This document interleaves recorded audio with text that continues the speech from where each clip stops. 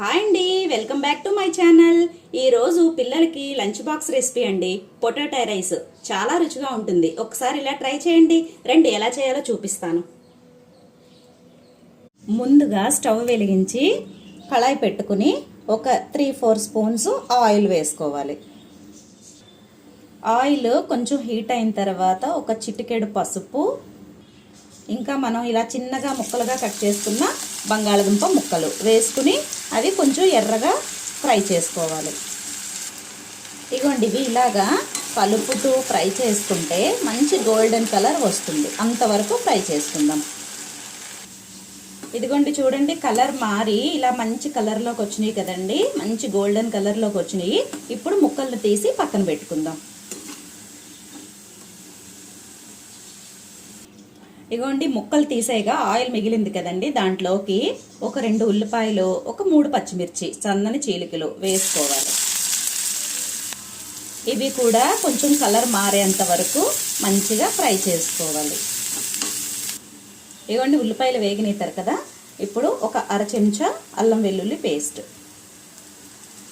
అల్లం వెల్లుల్లి పేస్ట్ కొంచెం పచ్చివాసన పోయేంత వరకు కొంచెంగా ఫ్రై చేసుకోవాలి.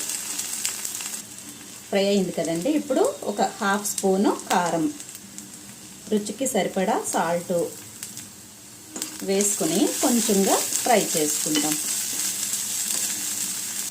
ఇప్పుడు అది కొంచెంగా ఫ్రై అయిన తర్వాత మనం రెడీ చేసి పెట్టుకున్న ఈ బంగాళదుంప ముక్కల్ని, 1 కప్పు ముందుగా రెడీ చేసుకున్న రైస్ ఇప్పుడు అలా వేసాం కదండి. వేసిన తర్వాత మొత్తం కూడా మంచిగా ఫ్రై అయినట్టు కలిసేటట్టు బాగా కలుపుకోవాలి.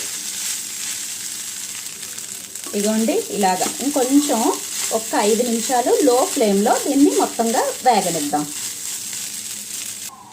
ఇగోండి ఇలా చక్కగా వేగింది కదా, ఇప్పుడు ఒక 1/2 స్పూను చాట్ మసాలా వేసుకుందాం.